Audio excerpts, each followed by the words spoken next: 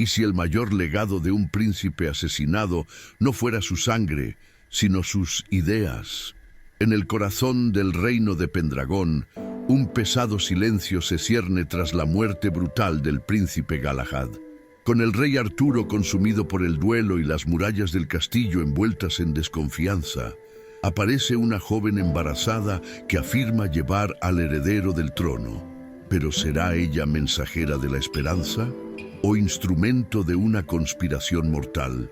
En este video te sumergirás en una historia realista de intrigas, pérdidas y redención. Un relato donde el amor, la manipulación y la sed de poder se entrelazan hasta que la verdad salga a la luz.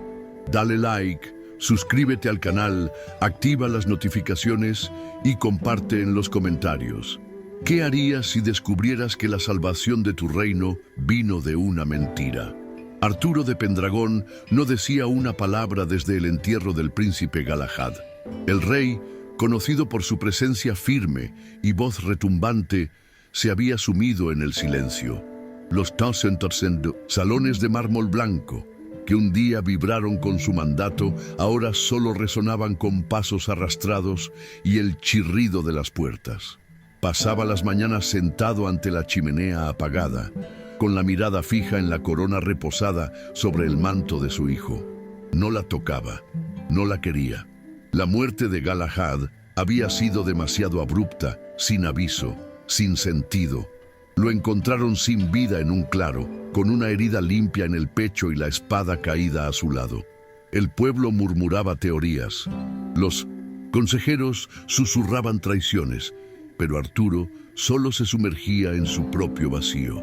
Habían pasado 4 meses y nadie se atrevía a hablar de sucesión. Fue en una mañana de niebla espesa cuando ella apareció. Venía sola, montada en un caballo flaco, con el cabello recogido en un pañuelo sencillo y las manos posadas sobre su avanzado embarazo. Se llamaba Isolde Brewer y pedía audiencia con el rey con voz firme. Los guardias dudaron. No era común que campesinas cruzaran los portones, pero bastó que mostrara lo que colgaba de su cuello para que todo se detuviera. El anillo sello de Galahad, con el blasón de los Pendragón grabado en plata oscura. El hijo que llevo es suyo, dijo, y por primera vez en meses los ojos de Arturo se alzaron, lentamente, como quien despierta de un sueño. La llegada de Isolde sumió al castillo en una tensión silenciosa. Sirvientes corrían por los pasillos, mensajeros susurraban entre sí y las damas de la corte observaban a distancia con mezcla de asombro y desprecio. Isolde fue alojada en una cámara sencilla por orden directa del rey. Se llamaron a médicos para evaluar su salud y la del feto. El anillo de Galahad fue entregado al maestre de armamento, quien confirmó su autenticidad. Era realmente la pieza única. En su inscripción interna, nunca antes revelada a la corte, podía leerse: «Al futuro que no veré». Arturo sostuvo aquel anillo largos minutos, presionándolo contra su pecho sin pronunciar palabra. Isolde no parecía intimidada por el entorno. Caminaba con calma, respondía a las preguntas con firmeza y mantenía la mirada baja, sin mostrar arrogancia. Contó que conoció a Galahad en el poblado de Northwall, cuando él llegó de incógnito, presentándose como emisario real. Lo ayudó a reparar una carreta rota, se hospedó en la posada de su tío y pasaron 3 días conversando junto al molino. Relató que hablaba con tristeza, como quien carga fardos invisibles. Añadió que, en la tercera noche, él la llevó a un claro y le entregó el anillo. Me dijo que volvería, pero que si no lo hacía, debía buscar el castillo. Estos detalles llamaron la atención. Nadie del consejo tenía conocimiento de una misión secreta en Northwall. Pero Galahad era famoso por sus escapadas en solitario, y en efecto, existían registros vagos de su ausencia en ese tiempo. Un criado anciano afirmó haber visto al príncipe partir solo hacia el norte días antes de su muerte. Un testimonio frágil, pero sumado al anillo y al estado de Isolde, dejaba en el aire una incómoda duda. ¿Y si decía la verdad? El pueblo, al conocer la historia, empezó a agitarse. Campesinos de los alrededores dejaban cartas en las puertas implorando al rey que acogiera al niño. Para muchos, aquel bebé era la esperanza viva de que la línea real no terminaría en tragedia. Dentro del castillo, sin embargo, el ambiente era otro. Lady Morgana, media hermana del rey y figura influyente, advirtió al Consejo Real: si aceptamos esta historia sin pruebas, cualquier bastardo podría reclamarse heredero. La corona no puede moverse por emoción. Lord Mordred, primo de Galahad y segundo en la línea de sucesión, tomó un tono más diplomático. Solo sugiero prudencia, que la investigación continúe. Al fin y al cabo, si es sangre de nuestra sangre, debemos protegerla. Pero en sus ojos se leía algo más: inquietud disfrazada de cautela. Sabía que un heredero legítimo pondría fin a sus ambiciones. Isolde, por su parte, parecía ajena a los juegos de poder. Pasaba las tardes bordando en silencio, respondía serenamente a los escribas y rechazaba los lujos. Una vez descartó un vestido de terciopelo enviado por Morgana, diciendo preferir sus ropas sencillas. En otra ocasión, rechazó un banquete especial preparado por el chef de la corte. Con pan y caldo estoy satisfecha, siempre ha sido mi alimento. Su humildad generaba empatía entre los criados, pero despertaba sospechas en la nobleza. Lady Aenys, consejera del rey, vigilaba cada gesto con atención. Es demasiado gentil, demasiado contenida. ¿Cómo alguien tan joven y rural sabe comportarse en un entorno tan peligroso? Fue Aenys quien propuso enviar una comitiva a Northwall para verificar su historia.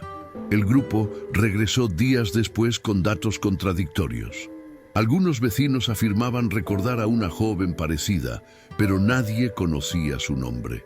Otros juraban que Galahad jamás había estado allí.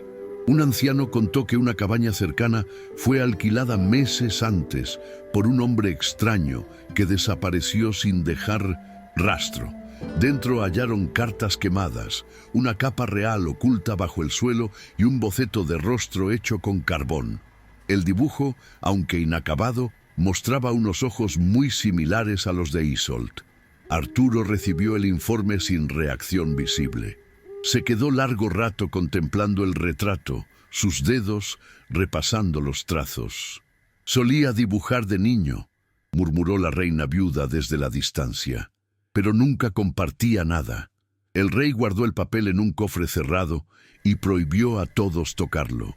Sus consejeros siguieron presionando por una decisión, pero Arturo parecía paralizado, como si esperara que la verdad emergiera de las piedras del castillo. La tensión alcanzó su punto máximo cuando un nuevo suceso sacudió la corte. Edmund Fairfax, escudero y confidente de Galahad, apareció muerto en los jardines. Tenía la garganta cortada y los ojos abiertos, en un estado de pánico. Junto a él hallaron una nota rasgada con solo un fragmento legible. No puedo seguir llevando esto. Ella me buscó. El plan va más allá de lo que imaginé. La noticia cayó como un rayo. Fairfax era leal, discreto y respetado. La idea de que estuviera implicado en un secreto impactó a todos. Al conocer la noticia, Isolde se desmayó por primera vez. El asesinato impulsó al jefe de la guardia a ordenar registros, interrogatorios y el cierre de los portones. Un nuevo criado contratado desapareció esa misma noche. Entre sus pertenencias se encontró un frasco con restos de belladona, veneno raro y silencioso, capaz de simular desmayos o causar una lenta agonía. Nunca fue visto en Northwall. Su identidad era falsa. Al investigar sus documentos descubrieron que habían sido alterados por orden de la propia Lady Morgana. Cuando fue confrontada, Morgana no negó nada. Alegó haber recomendado al criado por antigua confianza, pero desconocer cualquier plan mayor. Quizá usaron mi nombre. Hay demasiados enemigos en este castillo, incluso entre quienes juran lealtad. Su respuesta, aunque diplomática, no convenció a todos. Mordred, junto a ella, permaneció en silencio durante la reunión, con la mirada fija en la chimenea. Era como si evitara filtrar las palabras que no pronunciaba. Arturo escuchaba todo con rostro más pálido de lo usual, pero sus ojos brillaban con nueva intensidad. Isolde fue puesta bajo vigilancia. 2 nodrizas la acompañaban y tenía prohibido moverse sin escolta. No protestó, solo pidió papel, tinta y silencio. Pasaba horas escribiendo cartas que luego rasgaba. Se quedaba mirando la ventana como esperando un signo celeste. Cuando le preguntaron si conocía a Edmund Fairfax, afirmó que sí. La había visitado en secreto días antes, instándola a abandonar el castillo. Estaba atemorizado. Decía que el plan implicaba nombres que no podía imaginar. Lo dijo con lágrimas contenidas y voz trémula. Difícil saber si era cierto. Los consejeros estaban divididos. Algunos proponían desterrar a la joven, otros exigían encarcelar a Morgana. Pero Arturo, por primera vez desde la muerte de Galahad, pidió la palabra. Su voz, rasposa, sonó como si hubiera olvidado cómo usarla. Quiero la verdad, completa, aunque destruya todo lo que conozco. Luego ordenó traer a Isolde ante él. La charla duró horas. Nadie escuchó palabras, solo que el rey no gritó, no lloró, no reaccionó. Cuando ella salió, caminaba con lentitud, como dejando algo atrás. Al día siguiente, Arturo convocó a la corte. Guardó silencio y miró a cada rostro con detenimiento. Entonces habló con firmeza. La mujer que entró como esperanza resultó ser otra cosa, pero no mintió por completo. Hizo una pausa. Está embarazada, pero no de Galahad, sino de Mordred. El salón estalló en murmullos. Morgana abrió los ojos con furia. Fue usada y entrenada desde niña por una red de espías vinculada a casas nobles en decadencia. Su misión, quedarse embarazada, usar el nombre de Galahad y colocar a Mordred como regente. La revelación fue demoledora. Morgana se levantó furiosa, pero no hubo tiempo para palabras. Arturo mostró documentos que vinculaban a Morgana con la antigua guardia secreta del rey anterior, grupo disuelto por Galahad, años antes por corrupción. El lazo quedó claro. Mordred intentó apartar la mirada. Su postura lo delataba. Al intentar arrestarlo, sacó un puñal y hirió a un guardia. Fue llevado a la mazmorra, ensangrentado y en silencio. Morgana quedó en arresto domiciliario hasta contar con pruebas para su juicio. La noche siguiente, Isolde entró en labor de parto. No hubo gritos, solo el sonido de agua hirviendo y pasos apresurados. Arturo, sentado ante la chimenea, permaneció inmóvil, como si aquel nacimiento cerrara un ciclo mayor. El bebé nació sano, con cabello oscuro y ojos claros. Un niño. Al presentárselo, el rey lo miró largo rato sin tocarlo. No es mi sangre, pero sí mi responsabilidad. Ordenó registrarlo con un nuevo nombre, Aedan, que en antiguo celta significaba aquel que nace tras la destrucción. 2 días después, Arturo reunió al consejo por última vez. Anunció públicamente la ejecución de Lady Morgana por traición y complicidad en el asesinato de Galahad. Un crimen que, según confesaría Mordred, ella planeó por temor a las reformas que su sobrino proponía. Isolde, aunque cómplice, sería exiliada con sustento para el hijo. Habló, no por miedo, sino porque no soportaba su propia mentira. A partir de ese día, Arturo gobernó de otro modo. Suprimió la sucesión automática por sangre e instauró un consejo de justicia con 1900 representantes del pueblo y la nobleza. Transformó la torre de tortura en una escuela pública. Invitó a aliados de Galahad a liderar cargos y prohibió órdenes secretas en el castillo. Decía que un reino que se esconde de sí mismo traiciona su alma. Pero el cambio más profundo fue personal. Arturo nunca volvió a lucir la corona en banquetes. La llevaba en las manos, recordando su peso. Visitaba a su hijo en la tumba cada semana, dejando una piedra como símbolo. Al preguntar, respondía: la memoria no es ligera. No volvía a casarse ni a sonreír como antes, pero jamás guardó silencio. El nombre de Galahad cobró nueva vida en el castillo, ya no como heredero perdido, sino como emblema de lo que pudo ser. Sus escritos sobre justicia, reforma agraria, educación y leyes se divulgaron en asambleas. Si no pude protegerlo en vida, honraré su sueño con mis manos, declaró en el primer festival tras el duelo. El pueblo con lágrimas contenidas lo escuchó. Isolt fue escoltada a una modesta casa en tierras seguras. Allí crió a Aidan con dignidad, lejos de escándalos. No recibió visitas, pero enviaba esporádicas cartas informando sobre su hijo. Ama los ríos, las piedras y las nubes.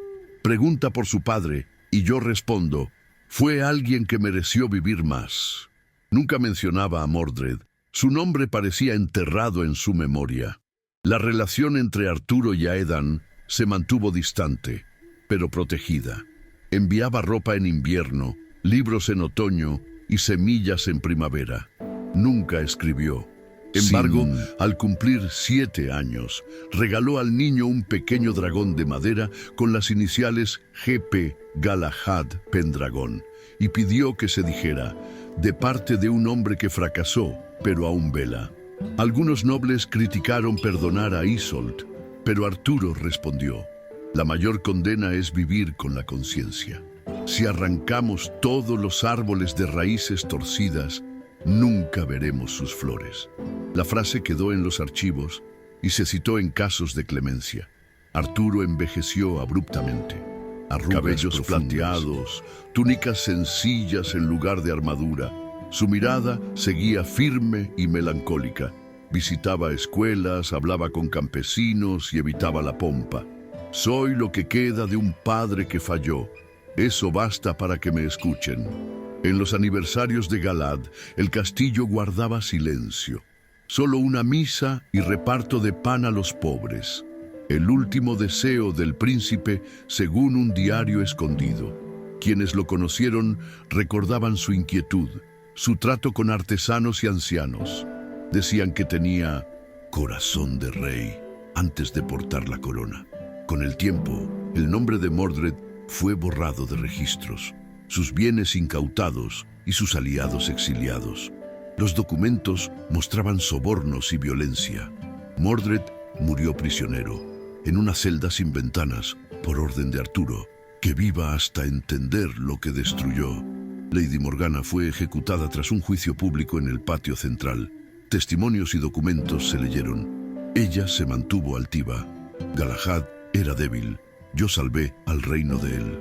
Arturo presenció la muerte firme, como un padre que ve reconocida la verdad.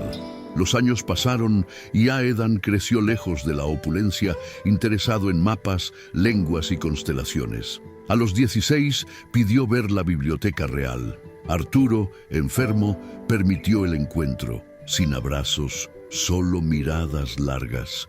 Al despedirse, el rey le entregó un cuaderno oscuro. Estos eran los sueños de tu hermano. Si algún día quieres usarlos, que sea por elección, no por sangre. Aidan regresó al poblado sin mostrar su tesoro. Pasó meses leyendo aquellas páginas llenas de propuestas de leyes, puentes y tribunales populares. Galahad escribió: un rey que gobierna para la nobleza está condenado. Aedan, sin conocerlo, lo llamó mi guía invisible. Arturo no vivió para ver su legado. Murió una fría madrugada sentado ante la chimenea, con el anillo de Galahad en la mano y un trozo de pan en un paño. En su rostro, paz. En la mesa, una nota. De todo lo perdido, lo más doloroso fue no escuchar más. Sin funerales, rimbombantes, solo una procesión silenciosa hasta la tumba de Galahad. La suya fue sepultada a su lado bajo una piedra que rezaba: padre e hijo, finalmente juntos, sin estatuas ni escudos, solo flores anónimas cada año. Los registros declararon el fin de la dinastía Pendragón, pero muchos creyeron que el verdadero legado apenas comenzaba. Cuando Aidan tuvo 23 años, volvió al castillo como consejero elegido por voto popular. Llevaba La justicia silenciosa, recopilación de escritos de Galahad. A pesar de la desconfianza inicial, su amabilidad e inteligencia ganaron aliados. No buscaba poder, sino coherencia, y recordaba al pueblo: el pasado no se olvida, sirve de espejo. En el consejo, un noble intentó menospreciarlo. «No tienes sangre real».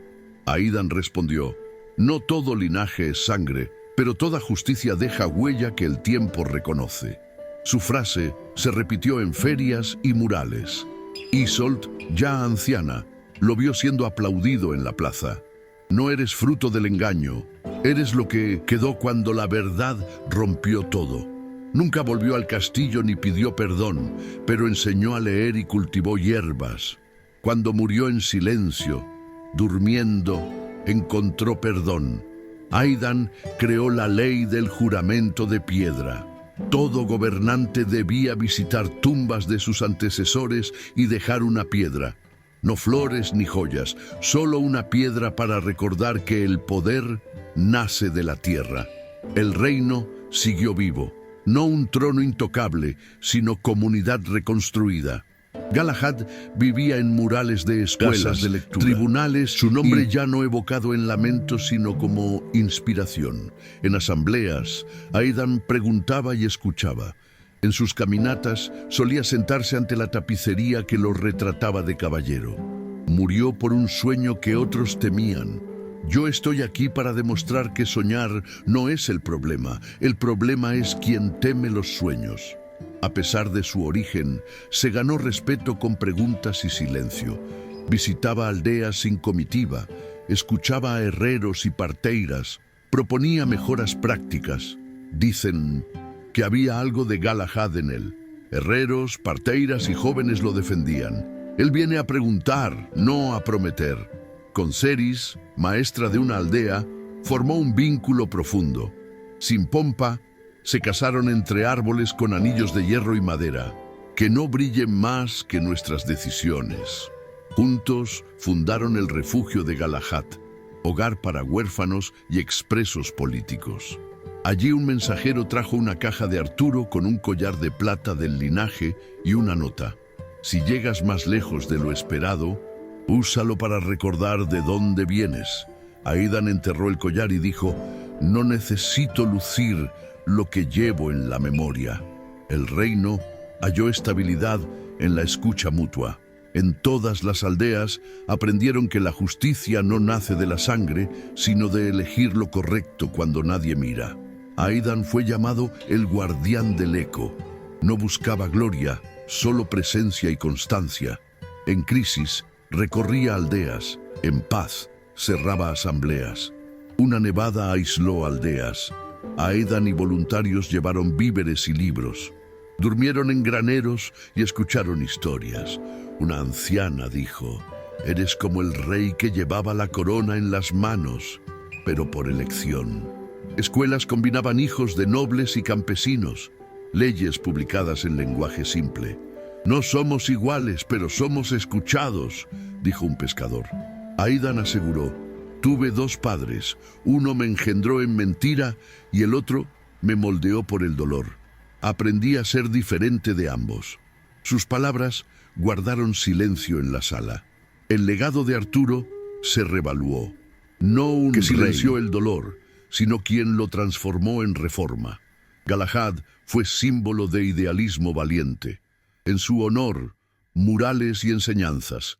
Elira, hija de Aedán, escribió a los 12 una carta al pueblo que viralizó. A los 18 representó a la Asamblea Popular. Aedán decía: «Sé lo que tu escucha te enseñe». En su última aparición, le ofrecieron una estatua y pidió ser representado sentado, escuchando a un niño: «Que recuerden lo que me mantenía en movimiento». Un noble Foe tentó sabotearlo, con rumores, pero la gente defendió a Aidan. No viene a prometer, viene a preguntar. Ceris fundó círculos de lectura y un albergue que contaba historias y enseñaba oficios. El refugio fue renombrado Vila de las Voces y retó a quienes llegaban. ¿Venís a ser escuchado o a escuchar? El legado de Galahad, Arturo, Isolt y Aedan tejió una tapicería imperfecta de dolor, amor y superación. La mentira que casi destruyó el reino fue chispa de algo nuevo. Si esta historia te conmovió, dale like, suscríbete y comparte en los comentarios qué aprendiste de la trayectoria de Aedan. ¿Has transformado el dolor en puente? Continuemos juntos esta conversación.